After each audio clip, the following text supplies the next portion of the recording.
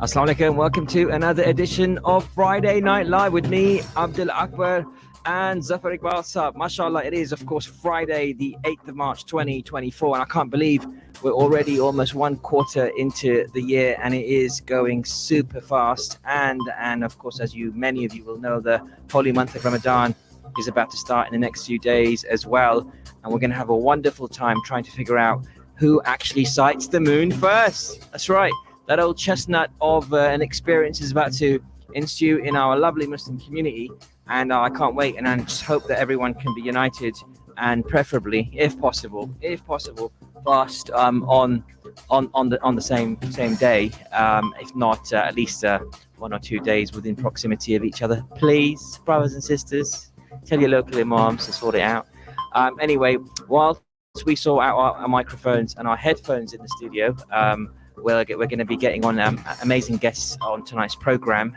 But before we do that, I do want to go over some of the main news that we're hearing tonight, because it is, of course, that the US is reporting this evening that the UFO sightings in general are likely secret military tests. That's what they're saying in general. That's interesting. So if you ever saw something strange at night, no, it's probably not your spouse or anybody else. It could be just a US military test.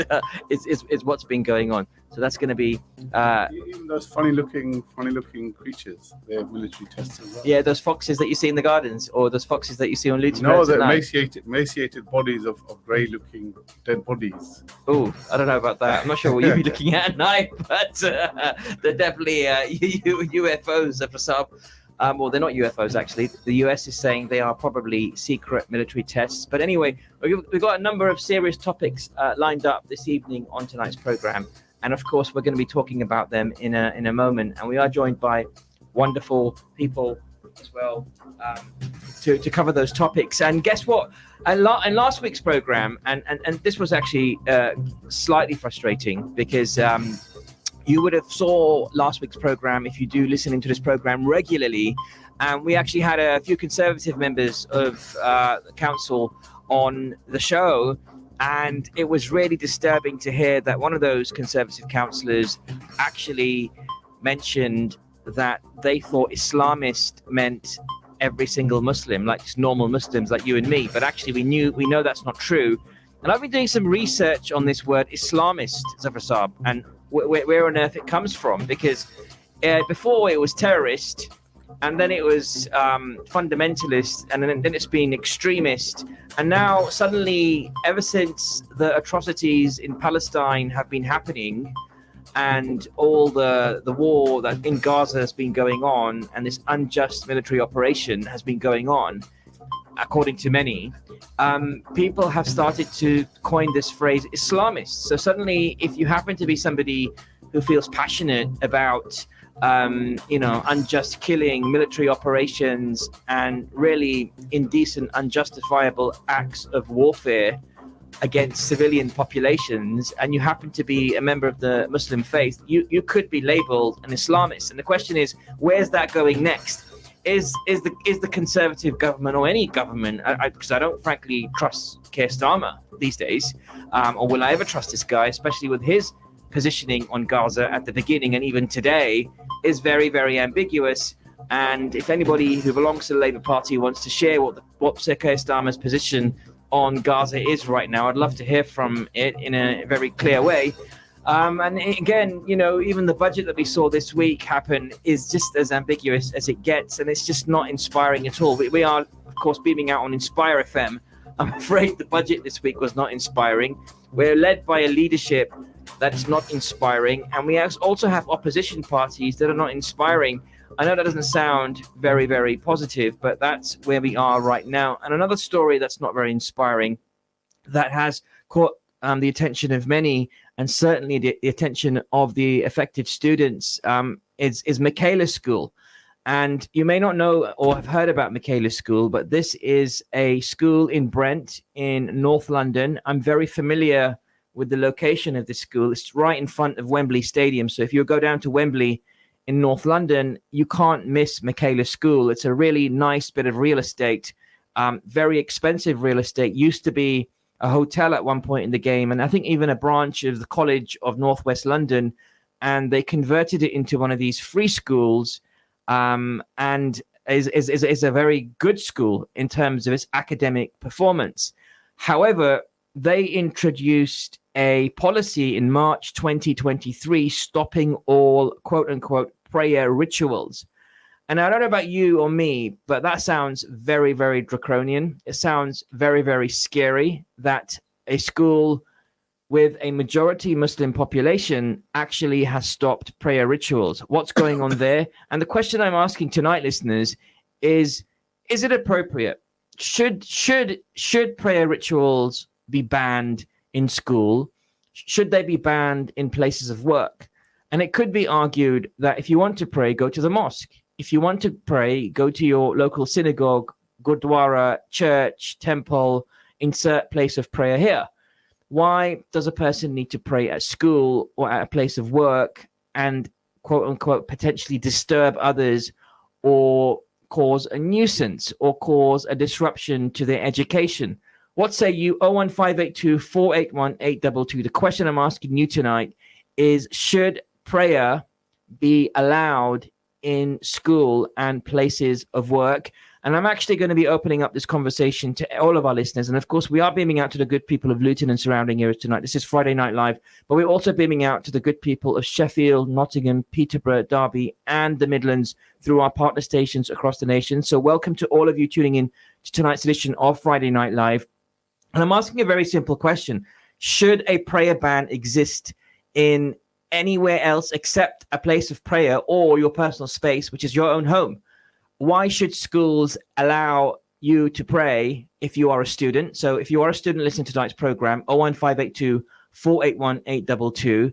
And if you are somebody who goes to work, which I'm assuming many of you do, are you afforded the ability to pray? And if you weren't, or if you're not, then would you leave your place of work?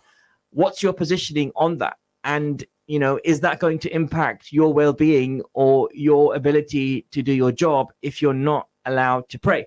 Now, obviously, there aren't that many religions that require you to pray 5 times a day. There is one, and that's the Islamic faith. And everyone knows, well, actually, you know what? I've lost a bit of faith about everyone knows, because after the ignorance I heard from the Conservative councillor last week, who is the chair of the Conservative Council, chair of the Conservative Forum, not council, but forum in Luton, didn't know and couldn't define what an Islamist was. I don't actually have much faith that people know much about Islam.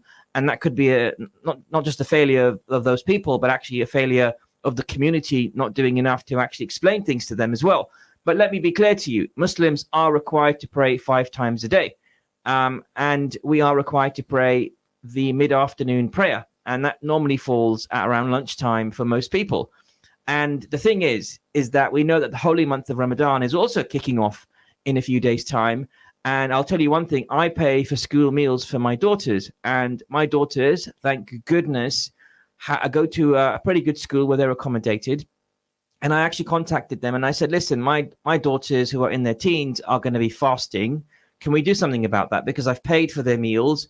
Is there some adjustment we can make for next term's meals? And they were very accommodating. They were like, no problem, absolutely, comes to this amount. And what we'll do is we'll just credit that balance to the amount you're going to owe us next term. Very fair, very just, very inclusive, highly accommodating to our religious needs and, my daughter's personal position and decision to fast in the holy month of Ramadan. That was a decision as people who are trying to observe their faith. But I do want to bring in a few people that do have questions on comments on this topic, and I have questions for as well on 01582 481 822. We're joined by an amazing panel that I'm going to bring in. I've got Mumin Humayun, who's the head teacher of Stockwood Academy. He's been on this program before. I'm going to bring him on in a moment. I've also got Raheem Dard, who's a local parent who's going through a bit of a challenge with his local school on allowing his child to fast. So we're going to go to Raheem in a bit as well. And then I've also got Daniel Connor, who's the former head teacher of the Cholney High School for boys. And Daniel is a former head teacher, but definitely somebody who's familiar with the Luton and surrounding area territory and the demographic that comes with it. But really, this topic is not exclusive to Luton or Peterborough or Derby or Sheffield or Muslim populated areas. This is for everywhere in the UK. This is a decision that head teachers and leaders of organizations have to make, which is, do we accommodate people who want to pray? And I'm not just talking about Muslims here, but I would argue that Muslims are primarily impacted by this, because we do have to pray 5 times a day. And normally a couple of those prayers do come in within the working day or the academic day as well. So what do you do about that? How do you manage that? But then there's the other argument, which is you don't do anything. You actually hold a position of Michaela School and you say, you know what? We're not just banning, to be clear, Muslim prayer. We're banning all prayer rituals. And remember, this is all on the back, listeners, of an article on the BBC. And I encourage everyone to go and have a look at it, because former pupils of Michaela School came out 3 days ago, and they actually said that, you know, their school was a happy and a good place, but they have not had positive experiences. These are former pupils at the school saying that they have not had positive experiences at the school, and they were, quote unquote, stripped of their identity. Now, these are 2 girls who both wear the Muslim headscarf, the hijab, and they have had their identities changed. So they've called themselves Selena and Sarah. And basically they're saying, and this is a quote from them, saying, once I did find out about the prayer ban, I felt like the school had stripped me and other students of my Islamic identity. I felt belittled, and I had to somewhat change who I was in order to fit in, because it's like they made it seem that it being overtly Muslim was non-British or toxic. So I could never really be true to myself. And here's the worry I have, Zafasab and listeners, which is I feel like we're going down this path where everyone is choosing their right to be democratic, quite rightly, and they're exercising that right through peaceful demonstrations, largely very peaceful demonstrations. And I feel like the Conservative Party and others have an agenda where they're effectively using these anti-war marches to now start to pick on so-called Islamists, this new term that suddenly has come about by people touting this term. And I think it's being convoluted into even the educational system through schools like Michaela School, who we have reached out to. We do want to get onto this program. We do want to give them a fair shot at explaining their policy. But I personally don't believe that any such policy is fair. But what say you? 01582 481 822, because there is a school of thought that says if you want to pray, sure, go and pray. But why is it that if a child decides to change gender, they're allowed to do that? And they're allowed, and the school has to provide some kind of provision. So if I'm a male 14-year-old and I decide suddenly I want to be a female 14-year-old, believe it or not, the school has to provide some provision and accommodation for that. But if a child says, you know what, I'm 14 and I'd like to pray, can I pray?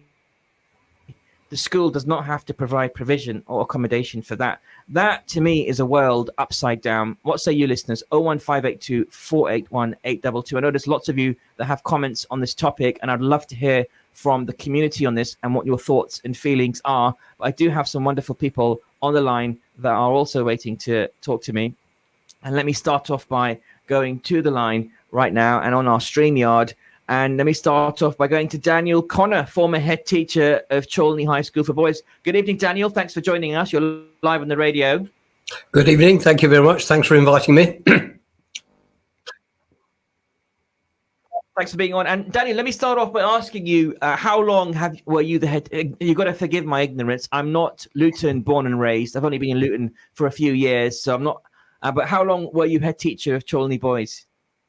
So I was head teacher at Cholney Boys for 10 years. Prior to that, I was the associate principal at Denby High School for 5 years. So 15 years in terms of those two schools, which of course have similar demographies. Absolutely. And tell me about this, Daniel. What's your take when you hear about a prayer ban being touted and a school in North London that has a very high concentration of Muslim pupils, actually effectively banning all kinds of prayer rituals. So if you speak to the school, I'm sure they will say we're not targeting just the Muslim prayer ritual. We're actually saying all prayer rituals. However, it is quite clear to me that with a school that is majority Muslim or has a large concentration of Muslim demographic, clearly they will be affected by such a ban. What goes through your mind, and what kind of decision-making process did you make, and what decisions did you make during your tenure to accommodate the demographic in your school?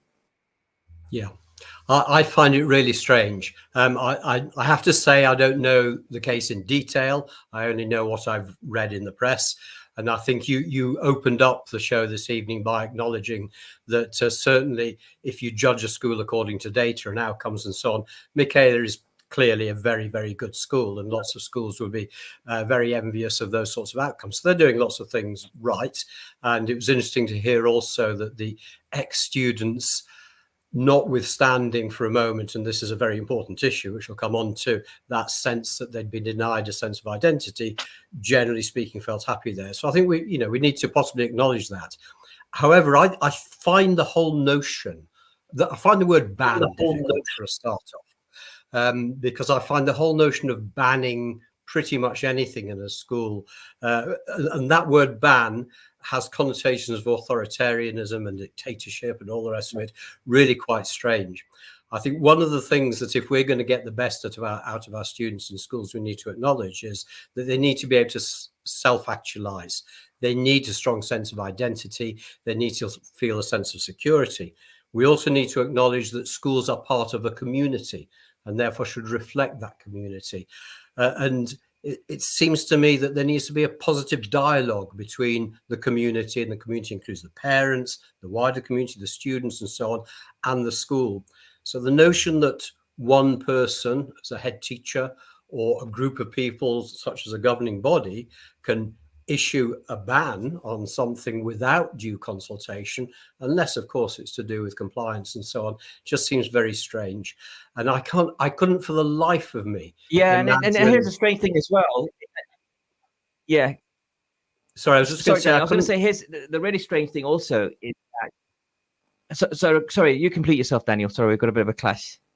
Sorry, yes, just finally, I couldn't for the life of me imagine a school like Chorley High School for Boys or Denby High School, which are the two schools I know very well, thriving in the way they do thrive, and they're both flourishing schools, if they were completely divorced from the aspirations and the needs of the local community and the majority of students that attend there, in the way that Michaela appears, according to the press reports. As I say, I don't know the case.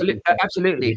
Thank you for showing that. And I've got to say that the head teacher of Michaela School, the school in question here, the school that's been taken to the High Court because of this ban, Miss Birbal Singh, she's a very controversial figure, and she's been on the Twitter sphere, also known as X, arguing with members of parliament, members of the public. She doesn't come across as somebody, at least to me, from her public persona, of somebody who's quite tolerant of the Islamic faith. But I would love to speak to her and ask her that question, and I want to give her the chance to do that on this program. And we are trying to reach out to her and get her on this program and get her to explain her policy. But one of the challenges also, listeners, is that this is a free school, and therefore one of the things about free schools is that they don't come under the remit of the local authority. In other words, Brent Council, under which the school is placed, has no remit over it whatsoever. It's run by a private organization.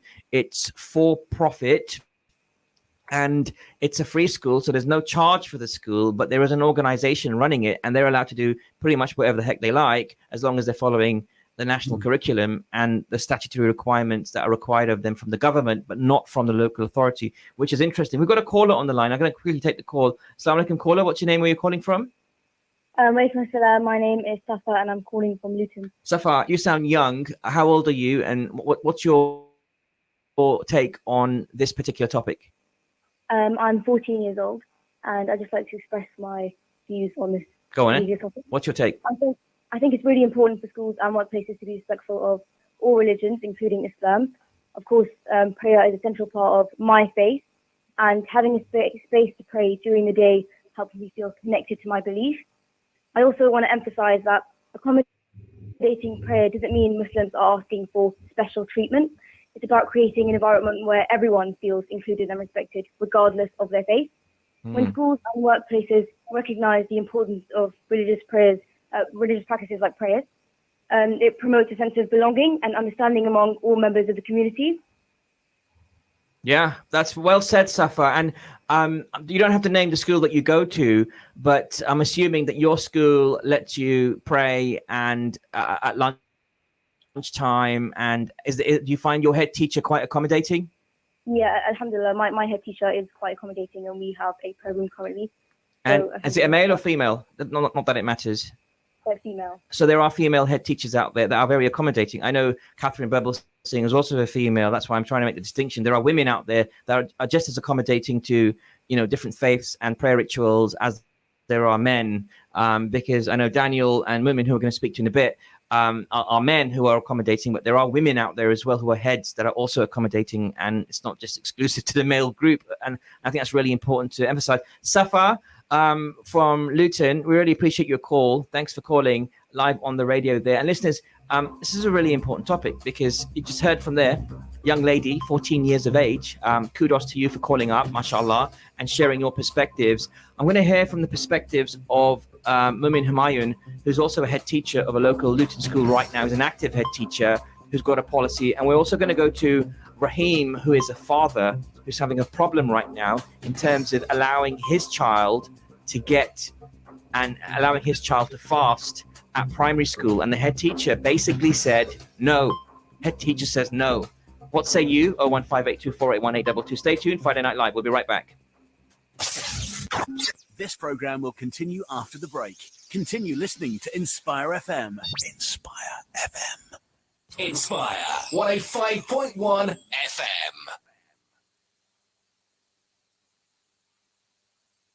رمضان الذي أنزل فيه القرآن. With days away from Ramadan, how prepared are you? Tune in to Inspire 105.1 FM. For more info, go on to www.inspirefm.org. Attention all electricians, builders and DIY enthusiasts. Capital Electrical Wholesalers are now open in Luton. It's a fully stocked branch with experienced staff on hand to help with all your electrical needs. With branches also in Greenford, Tottenham, Richmond and Ashton. Capital Electrical Wholesalers only stock the biggest names, including JCC, Saxby, Knightsbridge, Hamilton, MK, Wilex, Hager, Aco Smoke Alarms and many more. That's Capital Electrical at Unit M, Kingsway Industrial Estate. Call 01582 801122. For expert legal advice and support, talk with Luton's leading solicitors, Hannah Solicitors. We specialise in conveyancing, wills and probate, family law, immigration and personal injury, legal matters that matter to you. Our experienced legal team are here to help you through every step of the way. Call 01582 329 069. That's 01582 329 069 or click on hannahsolicitors.co.uk. Hannah Solicitors, professional advice with a tailored approach. The Prophet Muhammad sallallahu alaihi wasallam said, the most blessed nikah, marriage ceremony, is the one with the least expense spent on it.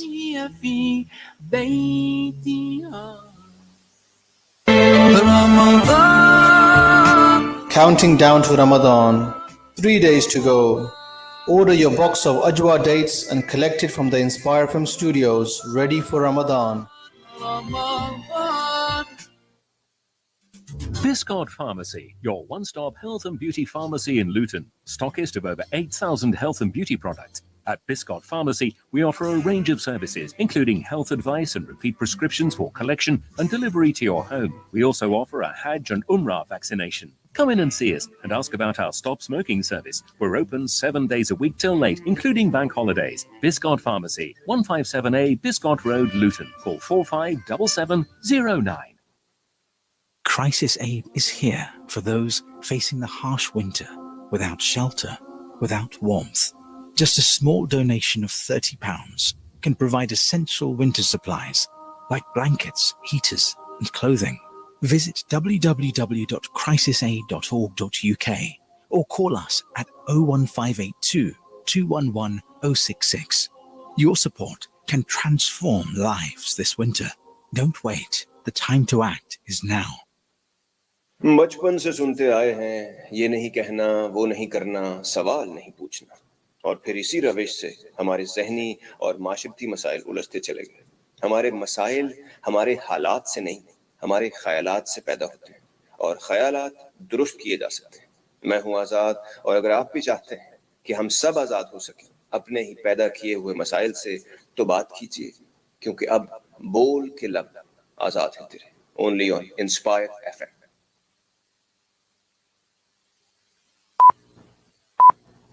From the studios of Inspire FM, the time is now 6:30.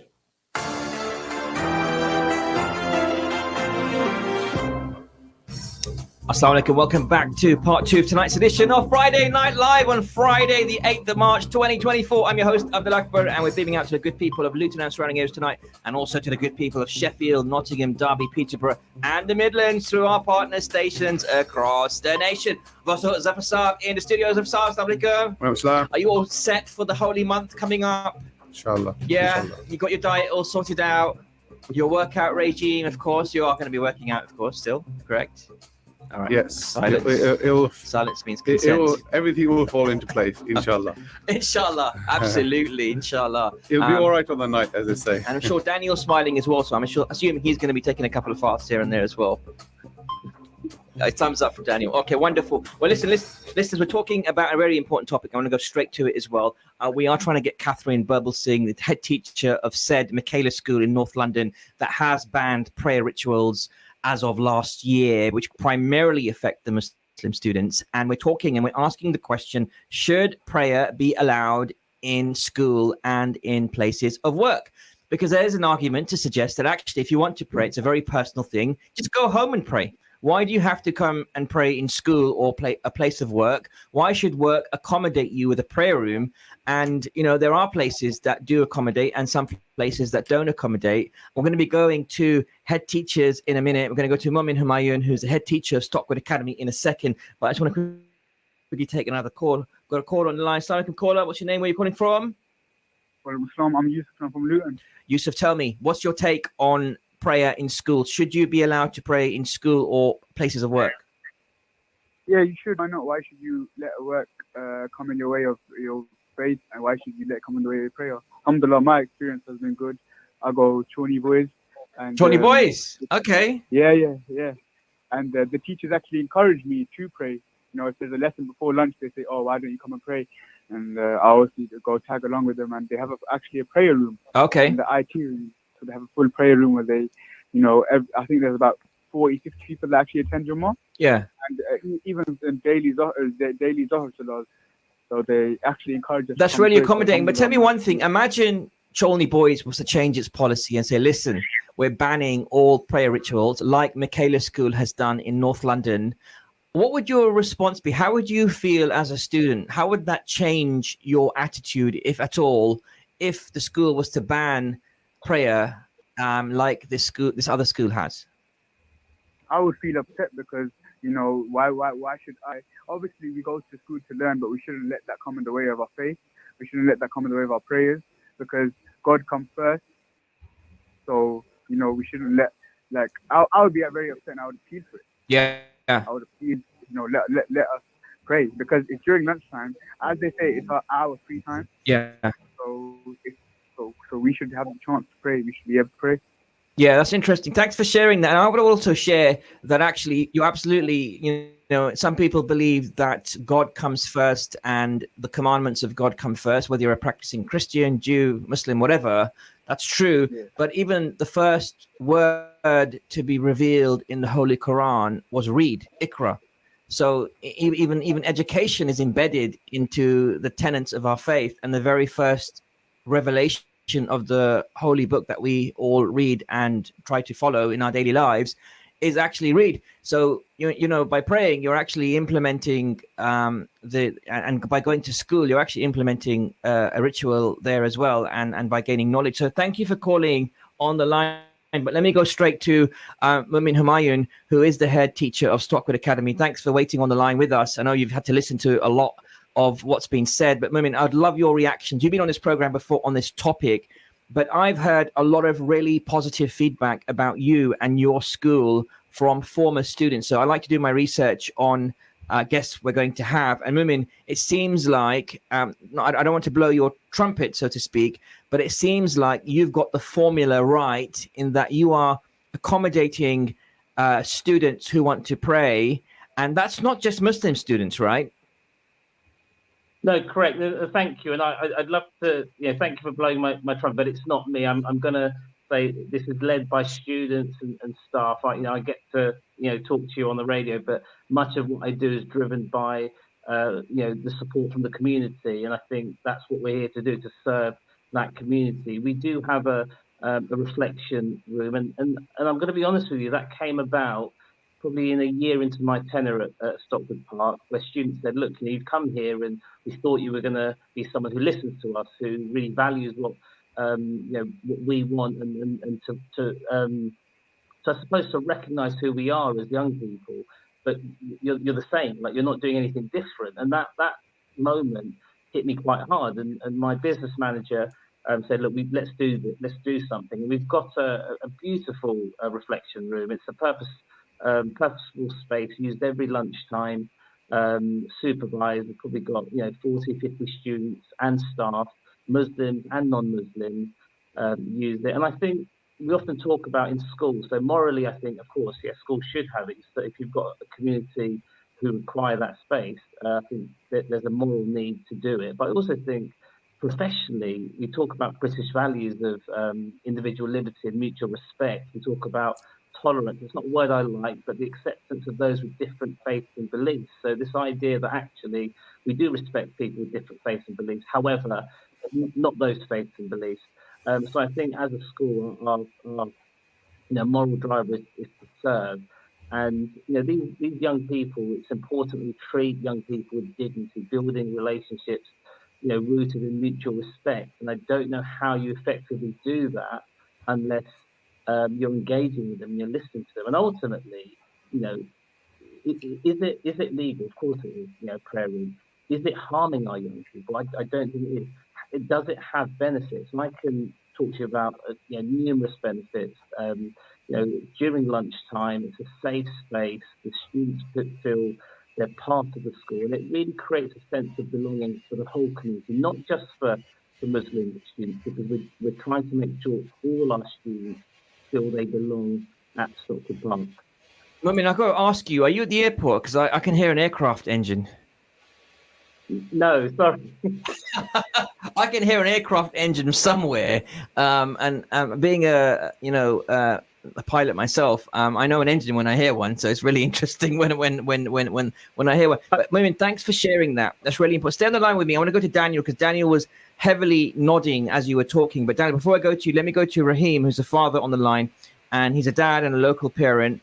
And he's had some challenges around the upcoming Ramadan. Raheem, do you want to share what's going on in your situation, please? Assalamu alaikum.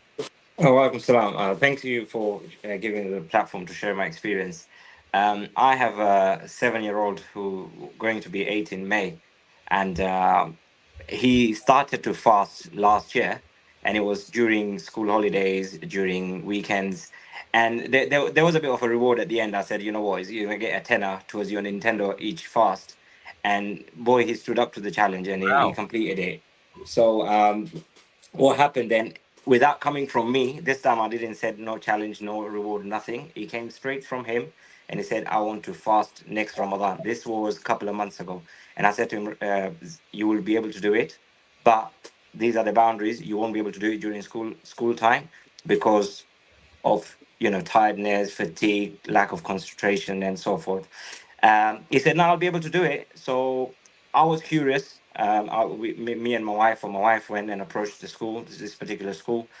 And first we asked the reception, and they said, unfortunately, we don't allow it, but we can definitely have a word with the head teacher.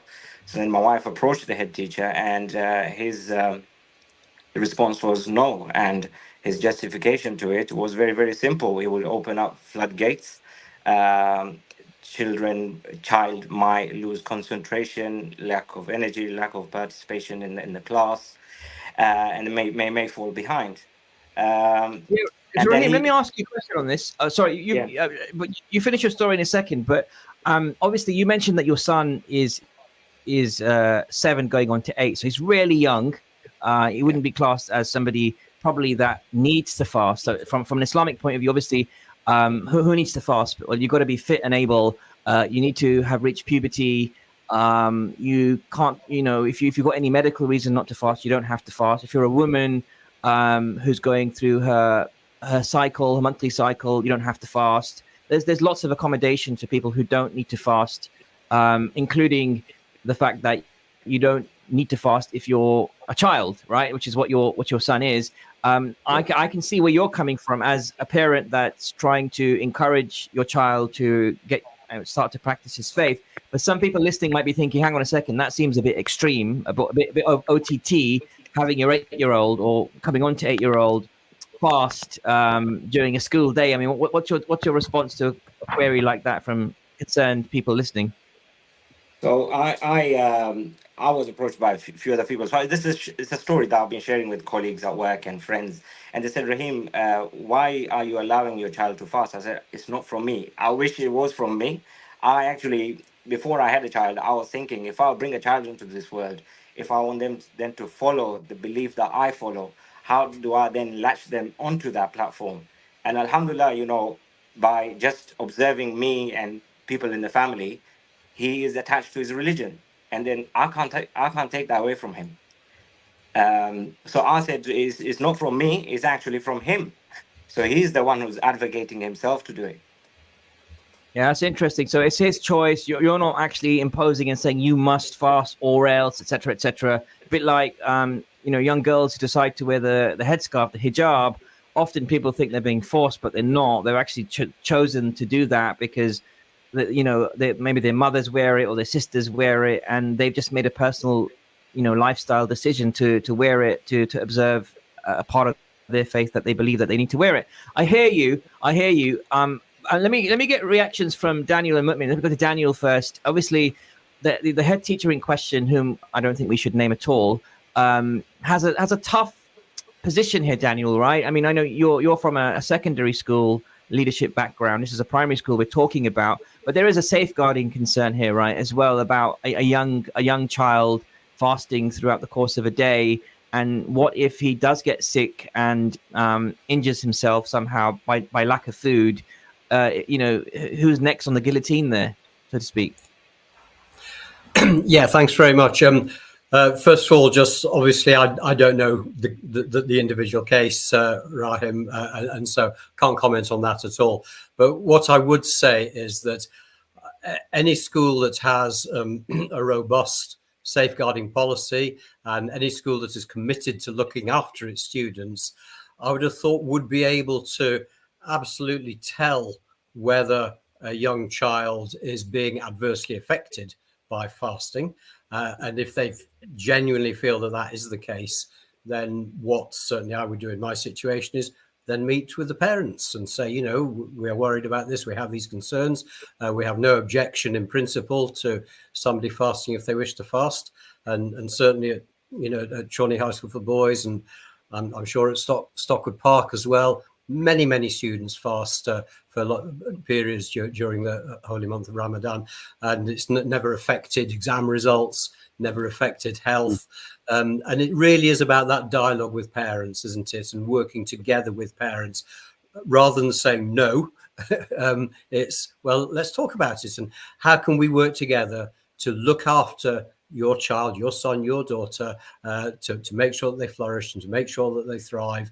And if they do want to fast, even if they are 8 years old and it's something that's very important to them, well, then let's support them to do that safely and positively, and let's do it in partnership with the parents. I mean, that would certainly be my view. That's not me in any way criticizing Rahim, your son's head teacher, because I don't know the details of the case, but that's certainly the view that I would take in my school. And Mumin, what would you take? Would you follow a similar line in terms of dialogue with the parents? Very similar. I write to parents kind of a week and a half in advance, and explain kind of that it is a holy month, and many of our students will be fasting. I also give guidance to staff, because the assumption is that all teachers know what it is to fast. For example, it's not for teachers to kind of decide whether a child fasts or not. But if there are any concerns, as Daniel said, if there are any health concerns, it's important to flag that up. So I think it's about listening to understand, and also working with the parents and the community and the families. I think it's not a dividing line where the school's on one side. Like, the school is also part of this community. So I think the key is listening and working with rather than against. Yeah, it is a tricky one. Raheem, what's your response? What are your next steps, Raheem? What are you going to do now that the head teacher has taken a position on the fact that he doesn't want to open? I mean, did he actually say, without naming anyone, that it's going to open the floodgates? Because I find that really strange that a head teacher would make such a remark. He was very clear in his response, and I think we've exchanged a couple of emails between us. I haven't met him in person; my wife did, but we've exchanged a few emails, and his response has been the same. I think it's probably copying and pasting the same wording. It's no, I've already explained to your wife my reasoning behind it. We will not allow year 3 or year 4 to fast. Now, what we've done as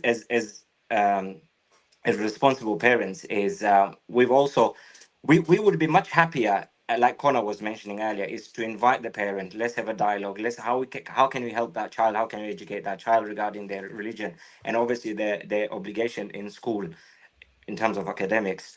But that wasn't the case. So what we've done is we've also told the head teacher that Zidane will be coming in with packed lunch every day. Should you feel that there is a need of him breaking in his fast, we give consent that he should break his fast. Whether it's water, food, we will give him packed lunch every day.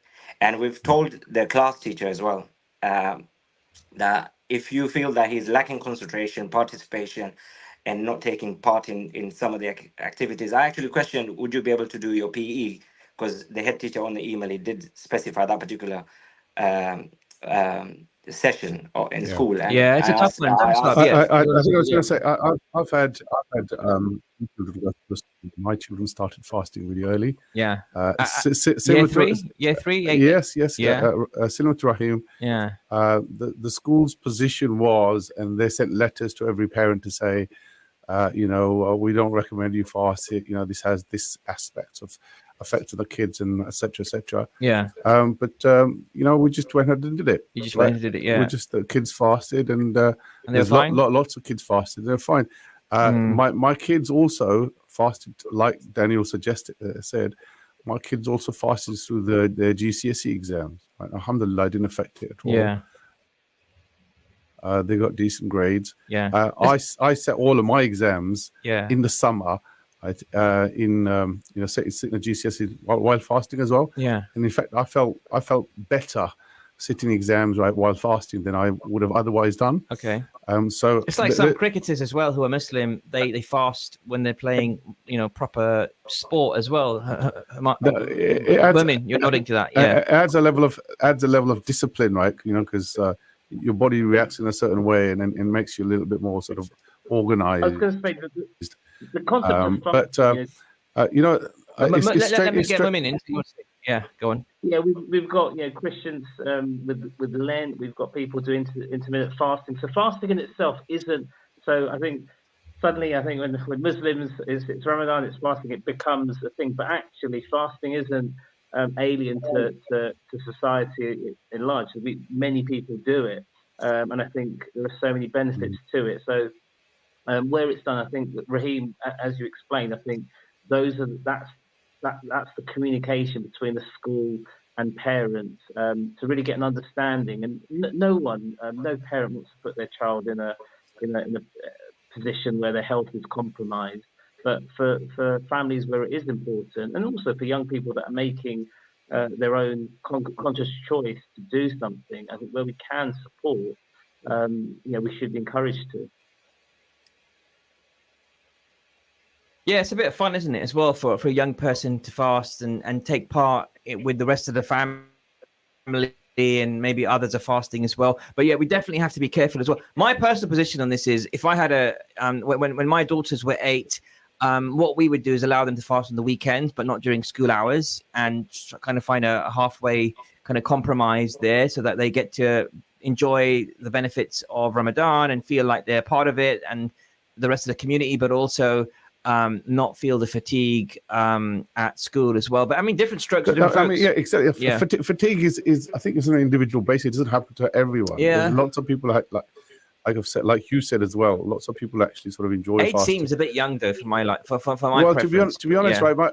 My children saw it as a challenge. Yeah. I would try to stop them, right? But they would want to fast, right? Yeah, there you go. That's and a bit like Raheem's youngest, kid. Yeah. my youngest was very young, right, when he actually completed the full month of fasting. There you go. Oh, that's commendable. That's admirable. I don't think that should be stopped. It's like a child, for example, who wants to pursue a sport from a young age or wants to do something that they're really committed to doing. Why should we stop them from doing that, especially if it's not causing harm to them in any way, shape, or form? I'm personally more against an 8-year-old saying, "Listen, Dad, I think I might be a female." Right? That I have more of a problem with.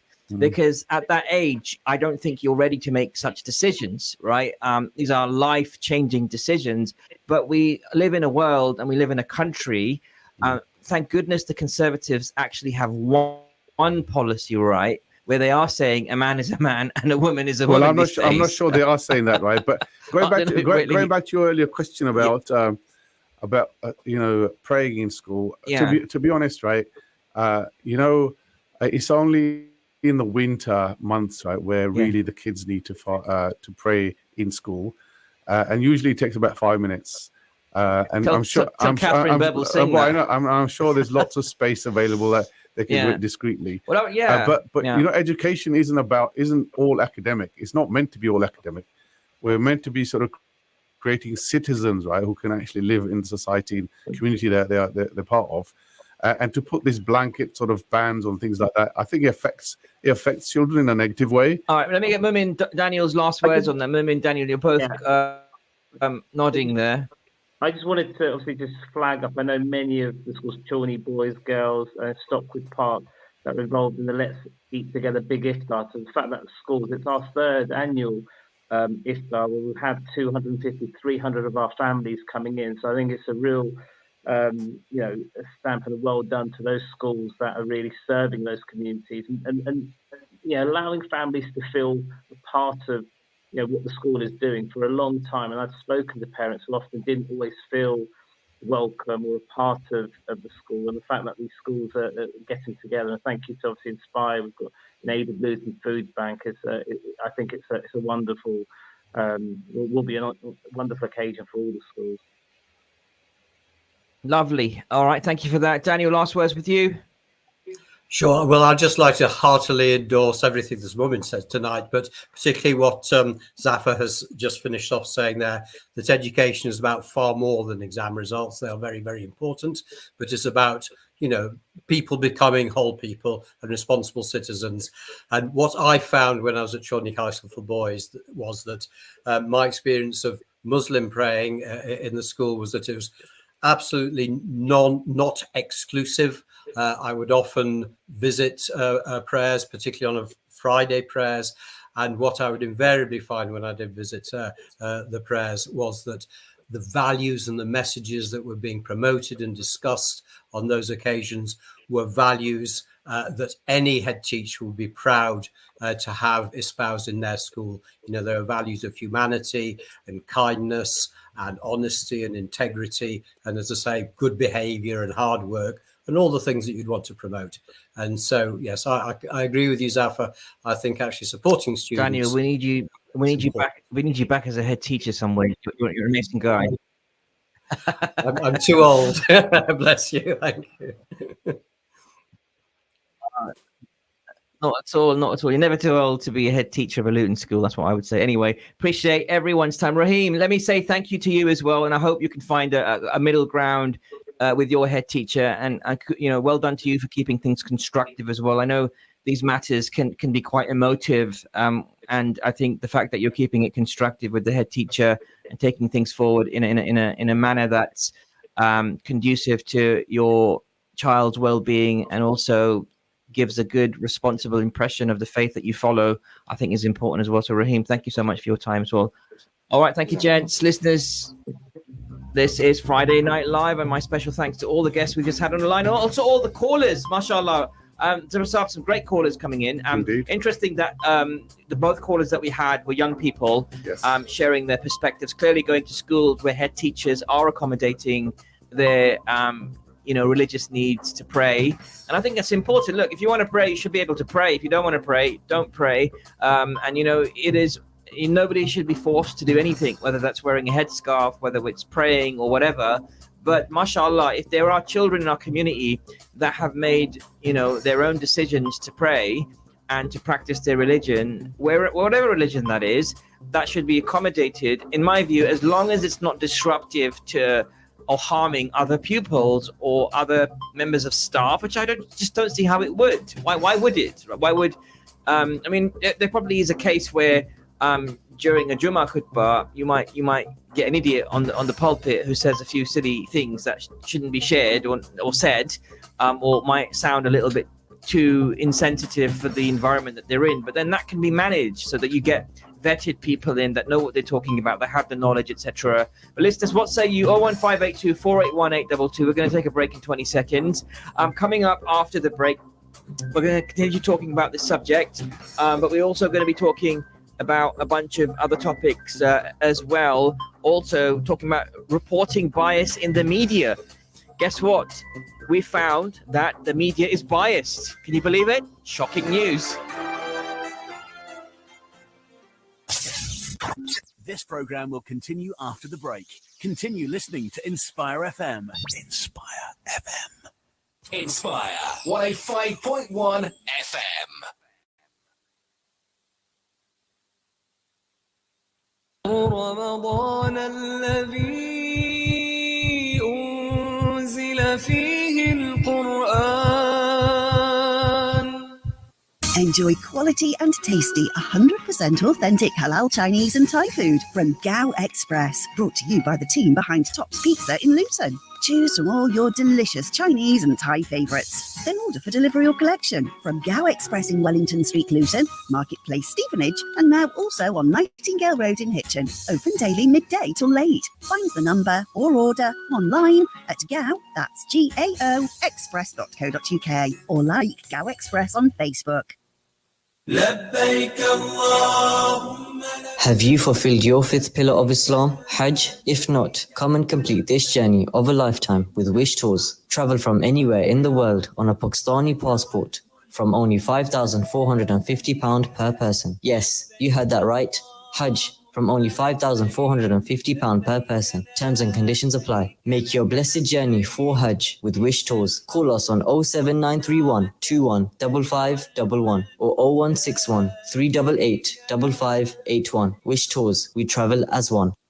Attention for landlords. क्या आप चाहते हैं कि आपकी property जल्द से जल्द किराए पर लग जाए और आपकी प्रॉपर्टी की 100% देखभाल के साथ-साथ किराया भी पर वक्त मिले? तो मैरीगोल्ड रेजिडेंशियल से राब्ता कीजिए। मैरीगोल्ड रेजिडेंशियल्स अब प्रॉपर्टी की खरीदो फरोख्त का काम भी करते हैं। अगर आप अपनी प्रॉपर्टी रेंट पर खरीदना या बेचना चाहते हैं तो आज ही फोन कीजिए 01582 617 617 251 Dunstable Road, Luton. Terms and conditions apply. Counting down to Ramadan, 3 days to go. Order your box of Ajwa dates and collect it from the Inspire Film Studios, ready for Ramadan.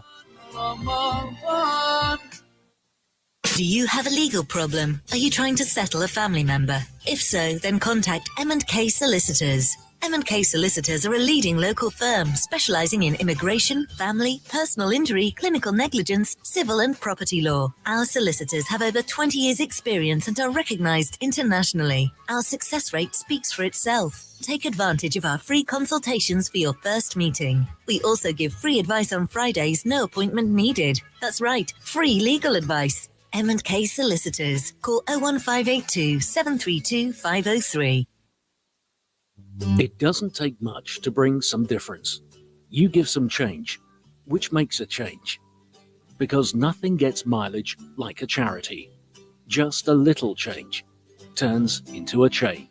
And before we know it, the results are massive. So give a little to make a big difference. For donations, call now. UKIM 0207 387 2157.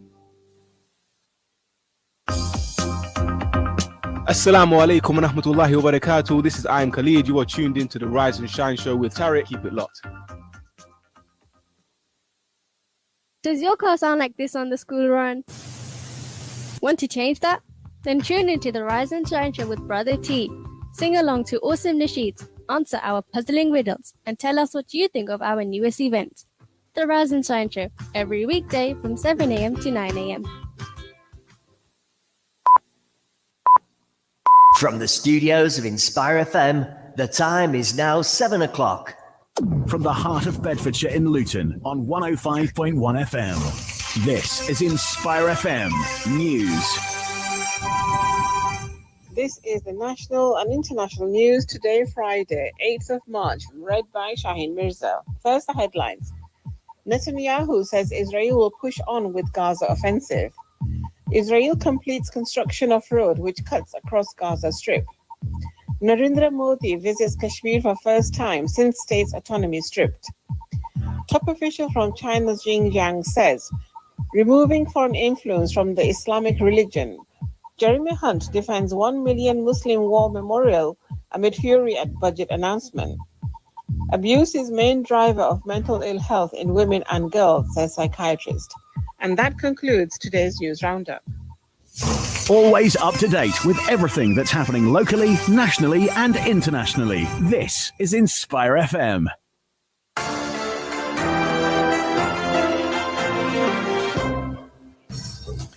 Assalamu alaikum, welcome back to part 3 of tonight's edition of Friday Night Live with me, Abdul Akbar, and Zafar Iqbal Sab. Of course, we're beaming out to the good people of Luton and surrounding areas tonight, and also to the good people of Sheffield, Nottingham, Derby, Peterborough, and across the Midlands through our partner stations across the nation. So, assalamu alaikum, welcome to all of you. It is gone Friday, the 8th of March. We are just past 7 p.m. and we've been talking about a really hot topic, and it's a topic that will affect you. It's a topic that will definitely affect your children or any brothers or sisters you have, or nieces or nephews, or any young people you have around you, and also anyone who just works. And the question we've been asking is, should you be allowed to pray at school, and should you be allowed to pray at work?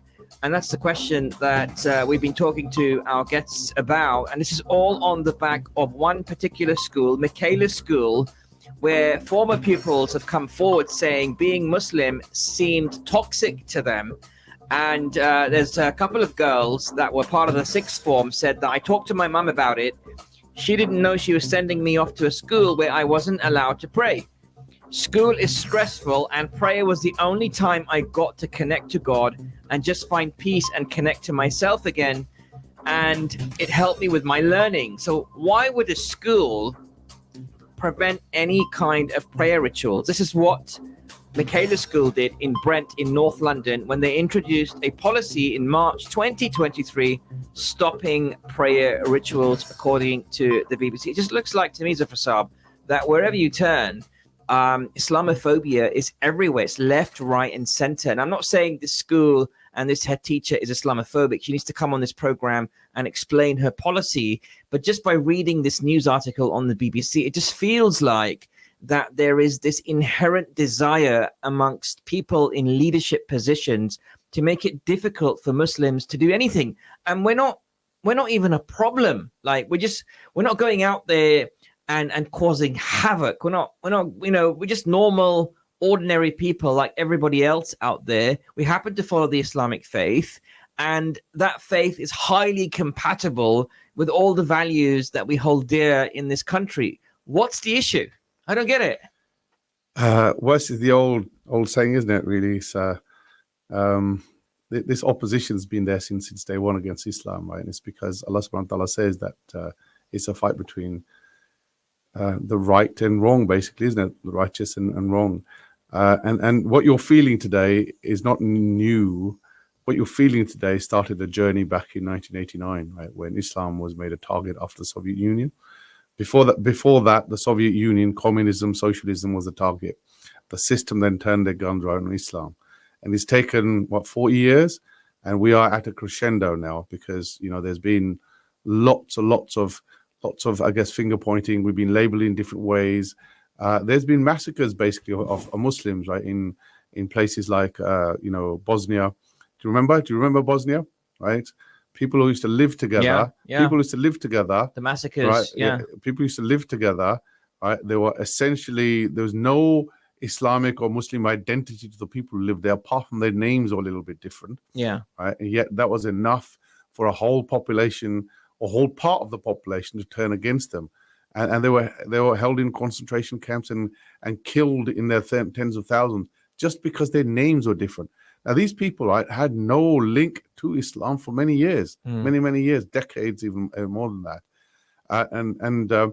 So that's gone on. And you've seen the same thing happening in Israel. It's deja vu right now on the exact same thing. It is. Because even then, they were deliberating in the UN, right? I remember Bill Clinton at the time, I think he was the president, and they were deliberating in the UN. And just like now, when the US is vetoing UN resolutions on behalf of Israel on highly unjust points, right? Like, for example, making sure that there is a ceasefire. Now, it does seem, though, the US is changing its posturing. Even in today's news, apparently they're going to create a port so that they can send ships in for aid.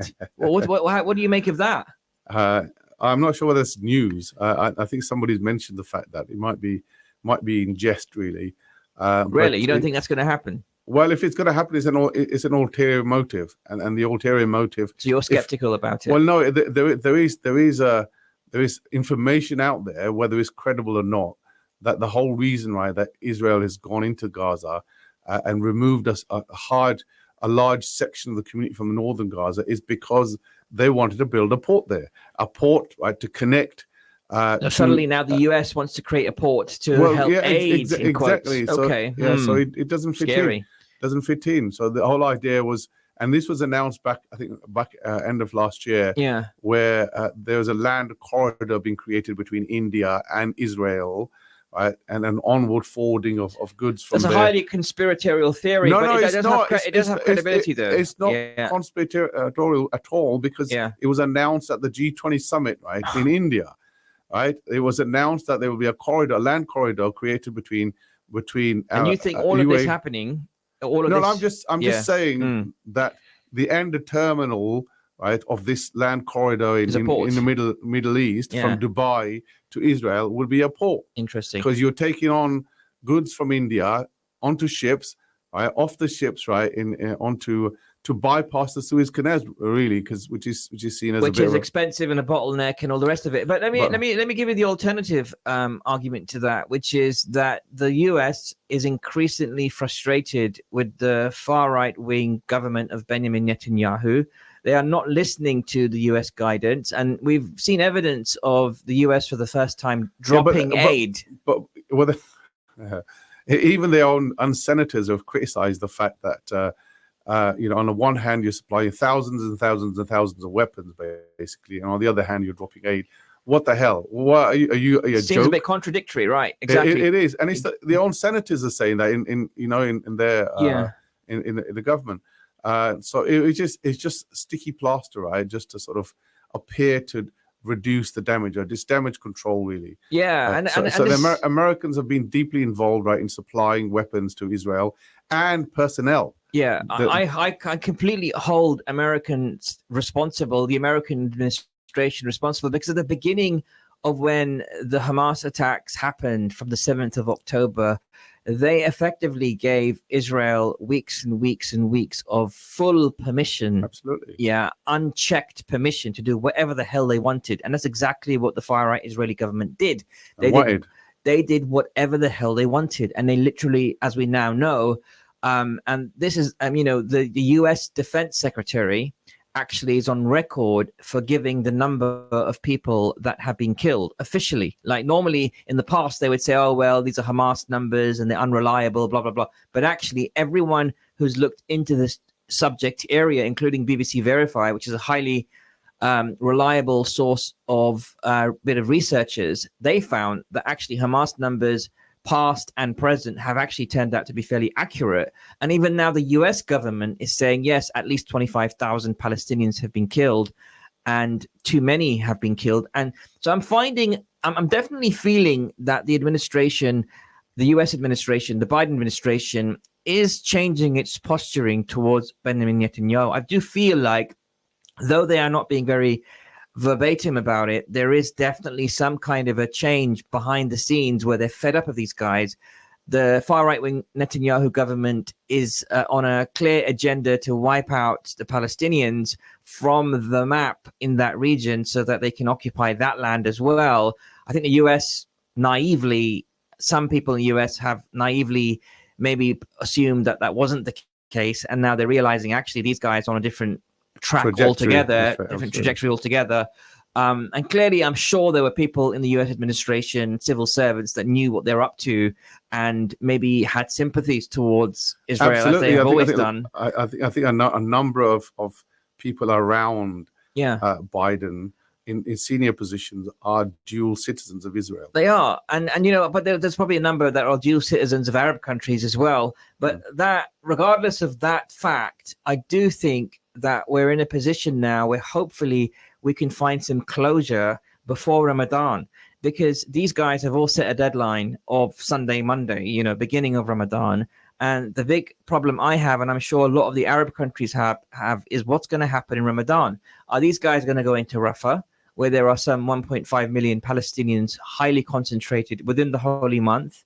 Or are they going to back off and create a ceasefire environment and help these people recover? And that's what we're going to have to look out for. And obviously, listeners, if you're tuning into Friday Night Live right now, and we know that you love this program, lots of people message us and tell us they love this program. So thank you for your support and also your listenership. We're not going to be around during the month of Ramadan. We will be watching the news attentively, of course, and we will be reporting on it and talking about it post-Ramadan. But we are going to be taking a few weeks off, as many of the presenters will, during the Ramadan season. But we will be back straight after, on the first Friday after Ramadan, so look out for that as well. But talking about Islamophobia, Zafar Saab, I'm going to go on to the next topic, because the Muslim Council of Britain, a really good organization that's been around for a long time and has done some really good representative work for Muslims as almost like an umbrella body representing the affairs of Muslims in the UK, recently carried out a detailed study of print and broadcast reports. And it's really actually quite interesting, because this particular study made a finding that some will say, well, that's kind of obvious. We knew that all along. But they've actually looked at the data, and they've looked at over 10,000 articles and clips referring to Muslims and Islam, in the period of 2018, and found that there is a lot of bias within this particular area of the media.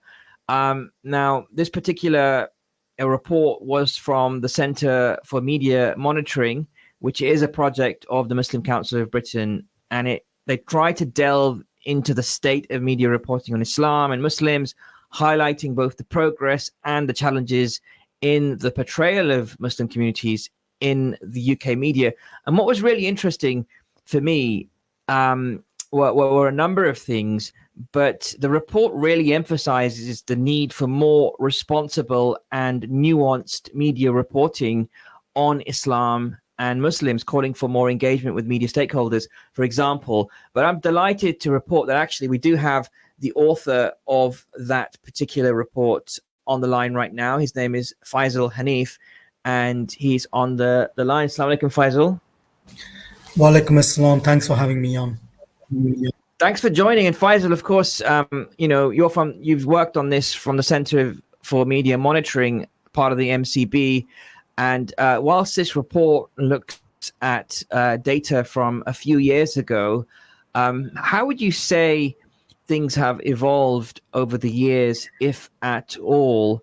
And also, could you elaborate on the criteria that you use to categorize the articles and broadcasts as very biased or supportive, and how you ensured objectivity in the process? Sure. I'm going to start by correcting you somewhat. The report we've actually launched in the past few days, we had an official launch in the Houses of Parliament with some very senior politicians, such as Baroness Warsi, senior journalists like Peter Orborn, the presenter of the Listening Post program on Al Jazeera English. We also had executives from the BBC News and Sky News. And the report we actually launched, the one you're referring to, is actually several years old now, which was a major study looking at representation across British media. The report we launched a few days ago is actually more relevant to the topic you've just been discussing with your guest in the studio, looking at the media bias of Gaza. Oh, so there were two reports, and I actually looked at the wrong report. Then it looks like. Apologies about that. There's never a wrong report, but you've looked at the major study we did from a couple of years ago, which we formulated a methodology for to try and assess the biases and bring out the very worst examples across the British media, but also acknowledge what has been good, and also try to gain a statistical outlook on just how bad certain publications, certain broadcasters are, and to have some kind of measurement which we can use to go forward to see whether things improve or get worse. But the report that we launched a few days ago, and which is now available on our website, was actually particularly looking at the coverage of Gaza and the current war on Gaza that has taken place. Some would argue pre-October the 7th, but certainly from October the 7th onwards. And the way we did it, and I want to explain a little bit about the context, about how this report came about. The remit of the Centre for Media Monitoring is to look at the representation of Muslims and Islam in the British media.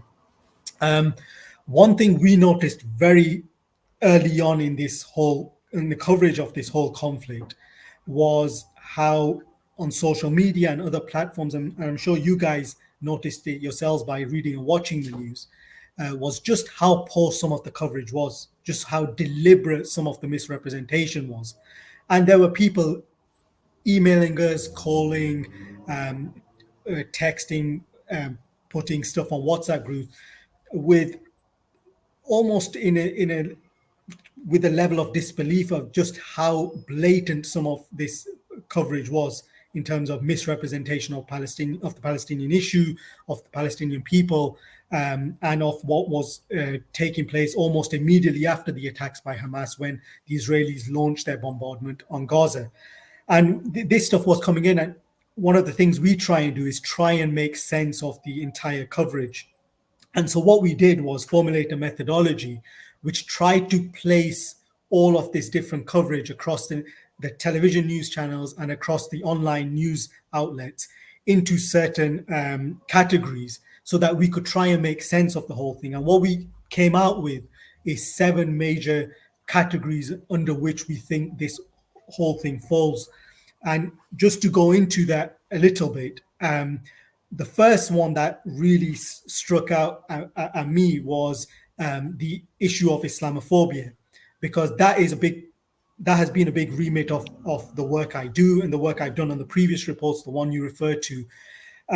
But it was very, very clear that there was a framing taking place very early on in this conflict where senior editors of newspapers, journalists, and commentators were trying to place the blame of what took place on October 7th directly on Muslims, on their beliefs, on the Muslim religion, trying to make this argument that, look, this happens because the Muslims are anti-Semitic, and there's something within their religion inherently that makes them hate Jews, and then that goes on to that ends up with these kind of atrocities where people, Hamas in this instance, came and attacked communities in southern Israel and massacred hundreds of people there.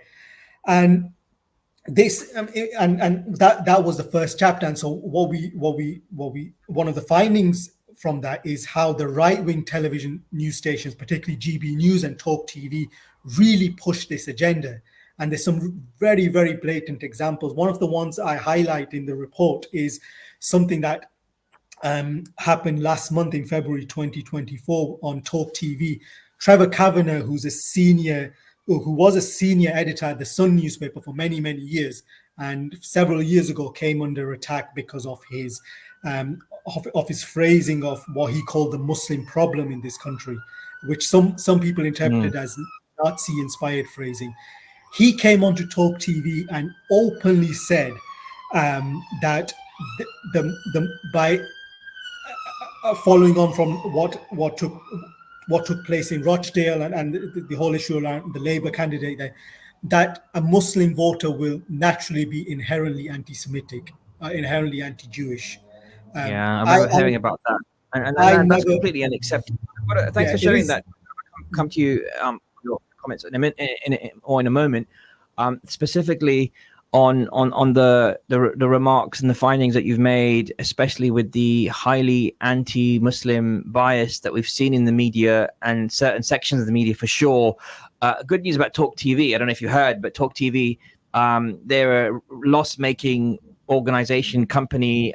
Piers Morgan is even leaving them. His uncensored program has been a complete flop, and he's going purely online to now focus on his YouTube channel. I don't know if you've heard that.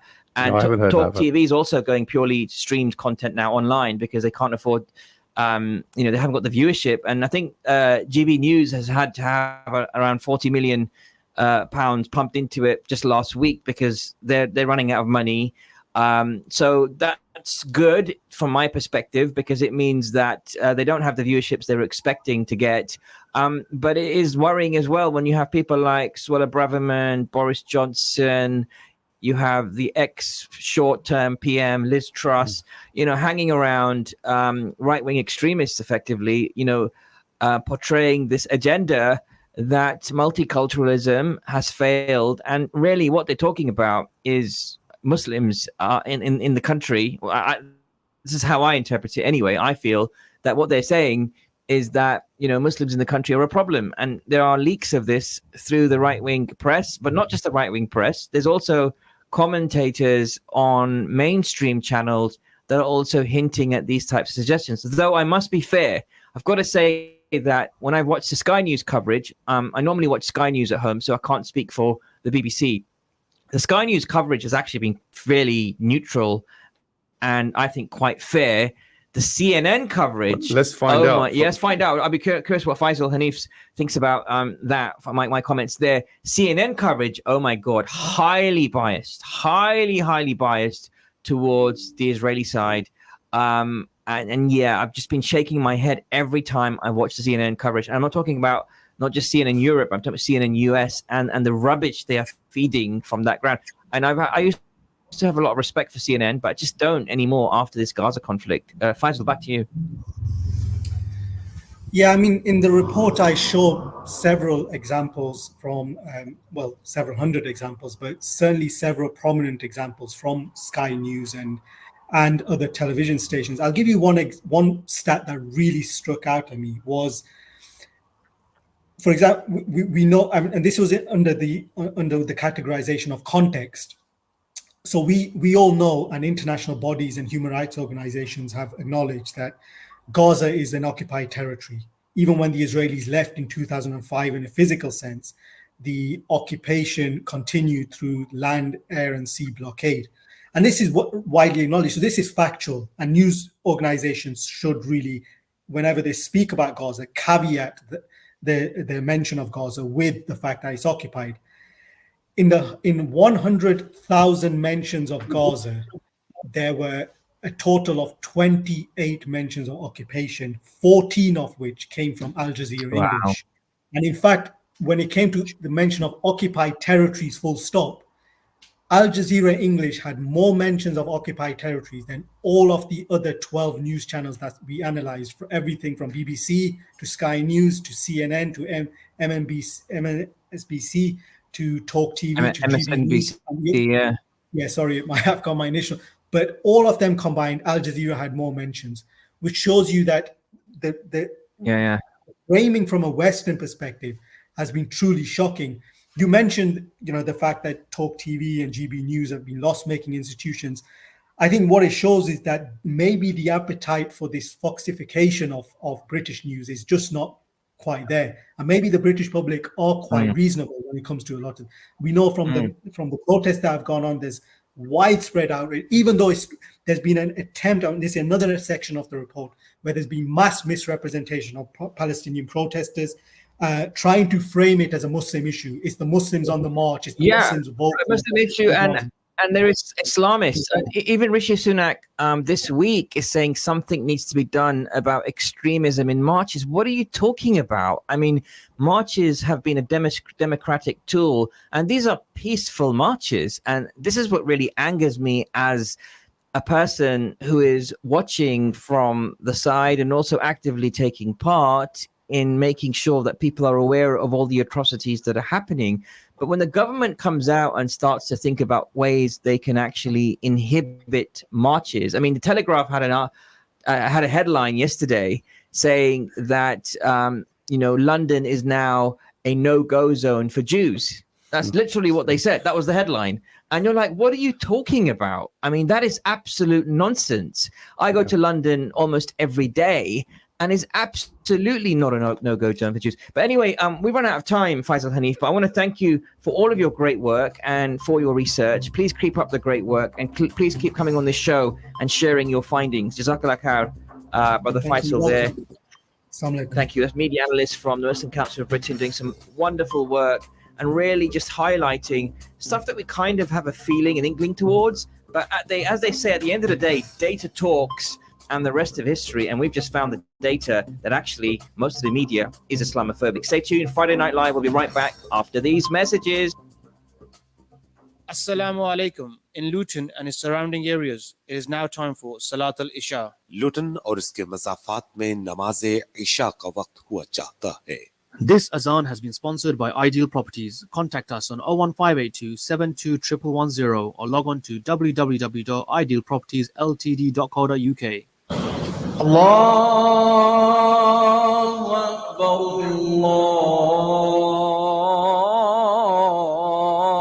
الله أكبر الله أكبر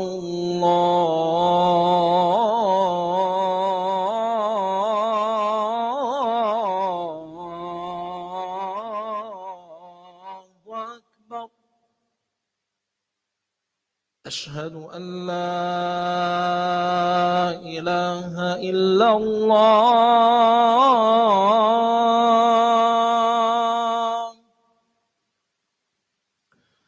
أشهد أن لا إله إلا الله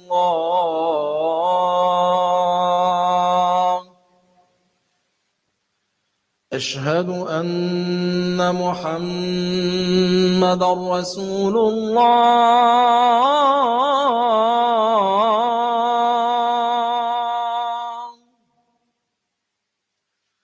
أشهد أن محمدا رسول الله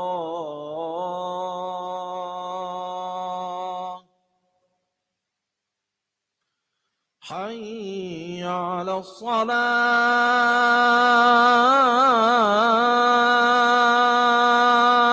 الصلاة حي على الصلاة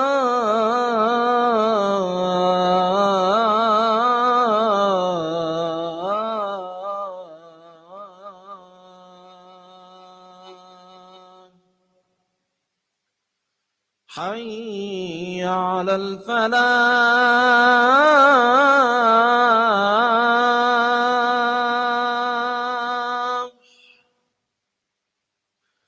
حي على الفلاح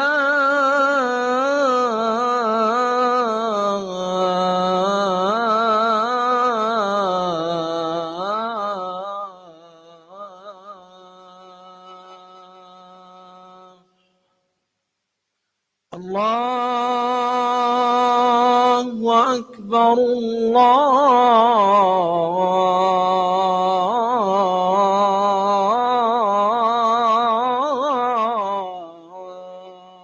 الله أكبر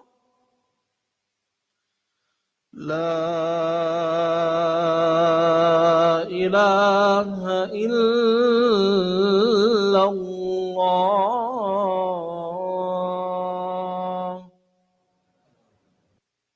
اللهم رب هذه الدعوة التامة والصلاة القائمة آت محمدا الوسيلة والفضيلة وابعثه مقاما محمودا الذي وعدته إنك لا تخلف الميعاد.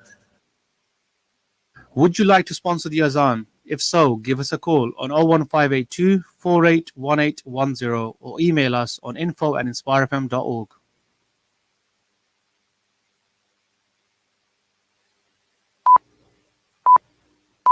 From the studios of Inspire FM, the time is now 7:30.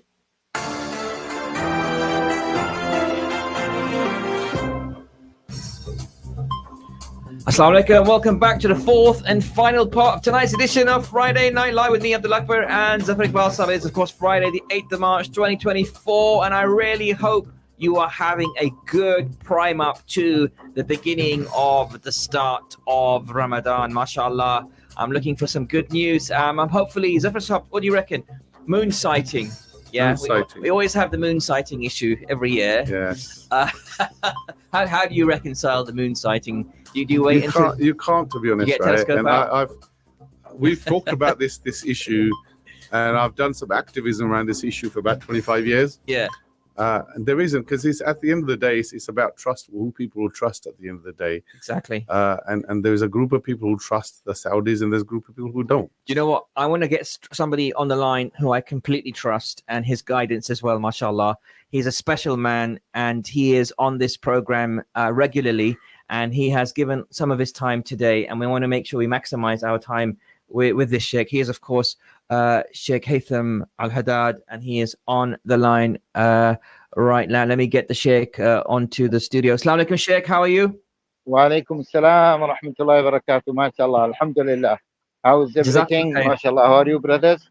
It's nice to see you, Sheikh. MashaAllah. May Allah subhanahu wa ta'ala continue to bless you and your health and your family. Ameen. And allow you and us to benefit from the days that are to come. But Sheikh, I know we only have 10 minutes with you, and I want to make the most of this 10 minutes with you. And I want to ask you, first of all, about Zafar and I were just talking about the moon sighting issue. Which happens every year. We joke about it these days because it is quite funny, but it's also a serious matter. Sheikh, starting off with this as well, what's the majority opinion regarding moon sighting, and what guidance do you have on that point? And also, what should we be doing right now, today, tonight? Now that we know that Ramadan is only maybe 1 or 2 or 3 days away, what should we as Muslims be doing to really maximize our opportunity to benefit from this month? Over to you, Sheikh. Bismillah. Okay. Bismillah ar-Rahman ar-Rahim. Let us start with the issue of moon sighting. My dear brothers and sisters, I think we are overcomplicating the matter. And we are going into different directions, while the Prophet ﷺ gave us a clear direction, gave us clear instructions. And had we implemented those instructions, then we wouldn't have this moon fighting issue. And in fact, what I'm going to say is that it is a matter that all agreed upon and have accepted it, but it was misunderstood by many contemporary speakers and many contemporary imams. The issue is the Prophet ﷺ made it clear. He said, fast when people around you fast. Stop fasting when people around you stop fasting. the day of sacrifice, when Muslims do the day of sacrifice. And At-Tirmidhi, who reported this hadith, he said the vast majority of scholars acted upon this hadith, which is to fast when most of the people around you fast. You cease fasting when most of the people around you cease fasting, and the day of sacrifice is the day most of the Muslims decided that. Hence, simple, brothers. Okay, the matter is very simple. Look at the majority of Muslims in the UK. What do they follow? Okay, do they follow Mecca? Follow that. Do they follow calculation? Follow that. Do they follow local sighting? Follow that. Do they follow Morocco? Follow that. Same thing we say about Muslims in Germany, Muslims in any of the European countries. As simple as that. Uh, why I am been following Saudi Arabia since I came to this country in 2001, because the vast majority of Muslims in the UK follow Mecca, not because Saudi Arabia, but because of Mecca. And media is the main influencer. People switch on or now social media, and they see that, oh, Muslims in Mecca started to pray Taraweeh. Khalas. So they pray Taraweeh. It is not in our hands. Whatever you say, you keep saying local moon sighting, you keep saying this and that, but the real influence is in the hands of media, and people are spiritually connected with Mecca. So that's why the vast majority of people, they just go with that. Khalas, let us go with that. It is a very simple formula, a straightforward formula. It is not a big issue. Let us not politicize the matter, and this will resolve the matter. And by the way, if we follow this opinion, no one on earth, those scholars who say that we fasted on the wrong day, they cannot say that, because who told them that we fasted the wrong day?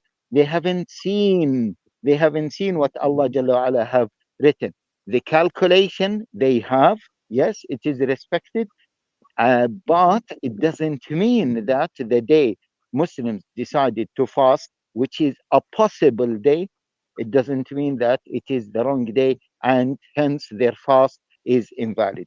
Okay, this is regarding moon sighting, and to be honest with you, I stopped talking about it because it is just a vicious circle, and I found that many imams and some scholars, they don't want to listen. They have their viewpoint and they don't want to change their viewpoint, and it becomes really silly and people started laughing. So, and that's why you were laughing with the Absolutely, Sheikh. your guest. Well Yeah. said, Sheikh. Okay, Mashallah. let us What you said there was beautiful. Jazakallah khair. Please. Yeah, let us please. I as I told you, I stopped talking about it. I have spoken about it, recorded many messages in the past. Now I just mention it, okay, briefly. Those who want to understand, alhamdulillah. Those who don't, what can we do? Now, regarding this is the most important thing: how to maximize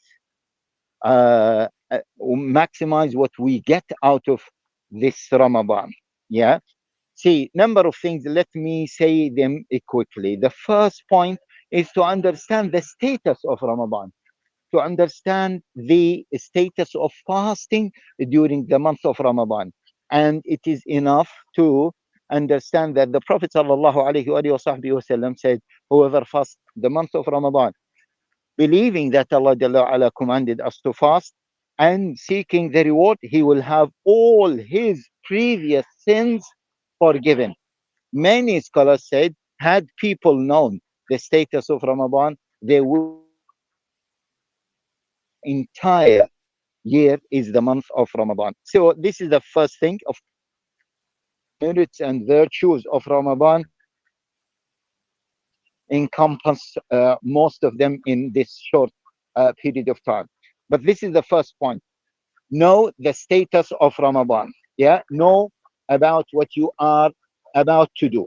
Number one. Number two, plan for that. Okay, plan for that. We all say that fail to plan is planning to fail. So plan plan your activities that you are going to do during the month of Ramadan. So so what are the main activities? The main activities, of course, is fasting, number one. Number two is Qiyamul Layl. Number three is giving sadaqah and charity. Number four is the recitation of Quran. Okay. However, let us go to number three, the third point, which is try to understand the other benefits of Ramadan that are not normally highlighted. Okay. During the month of Ramadan, we should really look at other things beyond or other things other than the fasting, salah, siyam, and the recitation of Quran. For example, repenting to Allah Jalla wa Ala. This is the first thing we should do. And subhanallah, that will help us to get the maximum of the month of Ramadan. And when we talk about repenting to Allah Jalla Ala, repent, okay, from the major sins. Those people who were involved in riba, they should repent from that. Those people who were delaying salah or abandoning salah, they should repent from that. One more issue that we have to repent from, and we have to be aware of, which is the rights of human beings. Many Muslims have violated the rights of others. Many brothers have taken the inheritance of their siblings or their nieces or their nephews. They need to repent to Allah Jalla wa Ala, and they need to give those people their due right. This is so important. Those people who are involved in backbiting and harming other Muslims, they should repent from that. Also, the fifth point or the fourth point, we need to know the scale of the other activities. So, for example, the Prophet ﷺ said that whoever does not abstain from foul language, indecent speech, which means indecent activities during the month of Ramadan, Allah is in no need for him to abstain from his food or drink. What does that mean? It means that the Prophet ﷺ wants us to improve our character, our akhlaq, our speech, our attitude. So this should be also among the things that we need to look at when we think of when we plan the activities that we need to do during the month of Ramadan. Now, the fifth point is, brothers and sisters, please set targets. Set targets that you want to achieve during the month of Ramadan. Believe me, brothers and sisters, in your life, if you don't set targets, you will not achieve. This is a very simple matter. Set targets for your life. Set targets on a yearly basis. Set targets on a monthly basis. Set targets for every week. Set targets for your daily activities. Among the targets that you need to set is how many times you are going to complete the Quran. What is the amount of a charity that you are going to give? I advise you, brothers and sisters, to set a target every single day to give a charity. Set a target regarding the minimum number of salah you want to voluntarily salah. Set target, brothers, that you want to pray all salawat in the masjid. Set target, sisters, that you don't want to delay salah. Brothers and sisters, set target that every single day you make dua to Allah Jalla wa Ala. أَمَّنْ يُجِيبُ الْمُضْطَرَّ إِذَا دَعَاهُ. The Prophet ﷺ said every fasting person has a dua that will be answered. Okay. And finally, brothers and sisters, just because of time, I always say that our deen is a comprehensive way of life, is not limited to those activities. I mean, salah, siyam, giving a charity. As we said, we included improving our akhlaq, our attitude, our activism, brothers and sisters, is part of our deen. The Prophet ﷺ was involved in jihad during the month of Ramadan. the Battle of Badr, and he opened Mecca. If there is a need for our activism during the month of Ramadan, we must do it. It is part of our ibadah. Hence, don't forget Gaza, brothers and sisters. Don't forget Palestine, brothers and sisters. To support them, it is an obligation outside Ramadan, and also it is an obligation inside the month of Ramadan. It is an act of ibadah, my dear brothers and sisters. And finally, also part of being active during the month of Ramadan, if we need to be involved in the coming general elections, we need to do that. And today, many organizations or many initiatives have selected this day to be a day to register our votes, because the coming election might be announced soon.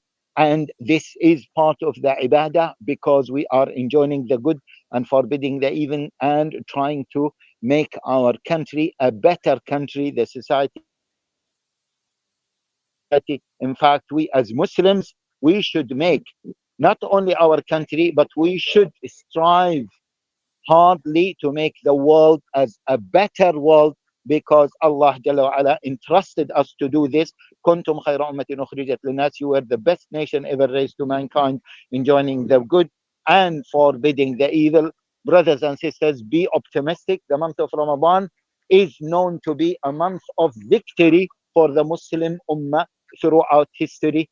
Pray to Allah Jalla wa Ala that this month of Ramadan will be a month of victory for our brothers and sisters in Gaza and everywhere in the world. Jazakumullahu khairah. Jazakallah khair. That was Sheikh Haytham Al Haddad. Sheikh, I want to wish you a productive Ramadan. Jazakallah khair for your nasiha, your guidance. May Allah subhanahu wa ta'ala continue to preserve you and allow us to continue to benefit from your knowledge and your experience and your wisdom. And it's an absolute pleasure, Sheikh. Jazakallah khair. Ameen. Take care of yourself. Assalamu alaikum wa rahmatullah. MashaAllah. That was a beautiful reminder there from Sheikh Haytham Al Haddad.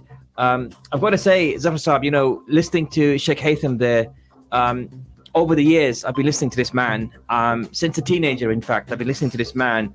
And I've got to say, everyone matures up. Everyone grows up, right? Whether you are a lecturer, whether you are a parent, whether you are a young person who's growing and getting wiser, we all have bouts of wisdom in our life, right? That's what Allah has. This is how Allah subhanahu wa ta'ala has created us. We get better and better over the years. Hopefully, if we aim and aspire, we get better. And I've seen this sheikh, mashallah, move from a position of saying, don't vote because it's not part of the faith and religion. And shaykh like him saying now, get out there and make sure you register to vote.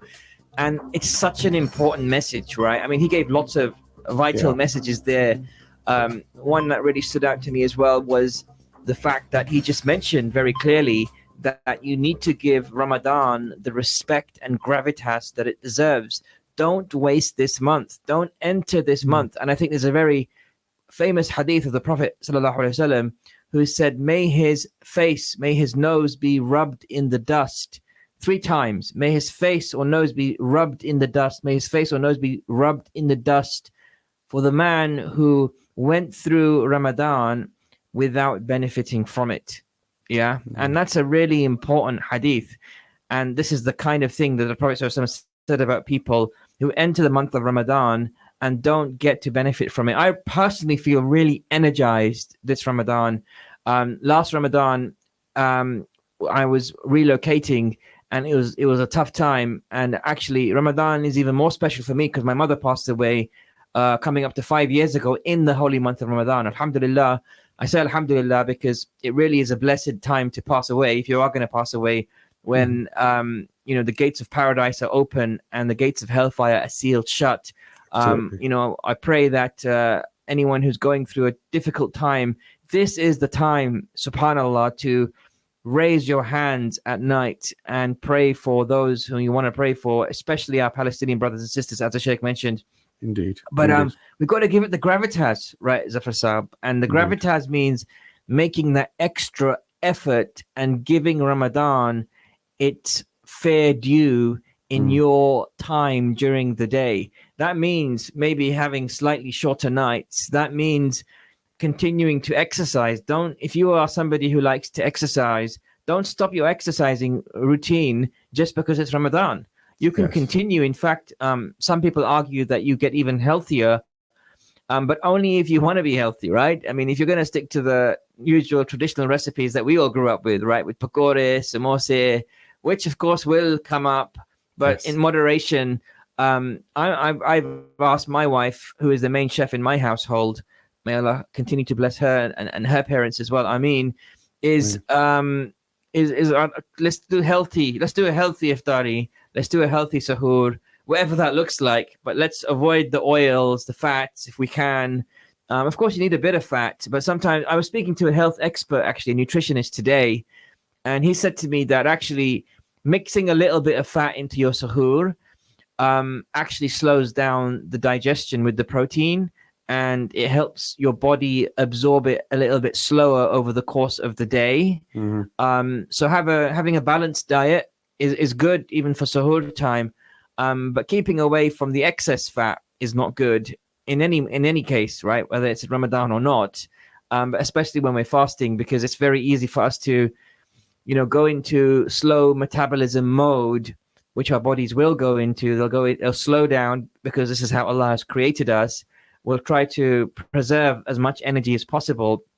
And then when it comes to break your fast, let's try to avoid breaking our fast. I'm no nutritionist, by the way, so Zafar Saab, correct me if I'm wrong here, but avoid breaking your fast by just grabbing as much food as you can and then feeling sick afterwards. It's really important to have a light break of your fast, and then maybe go and pray your Maghrib, and then ease into the eating and keep the meal light. You don't have to go nuts. No, you can go nuts if you like. You can go nuts if you want to. It's quite healthy as well. So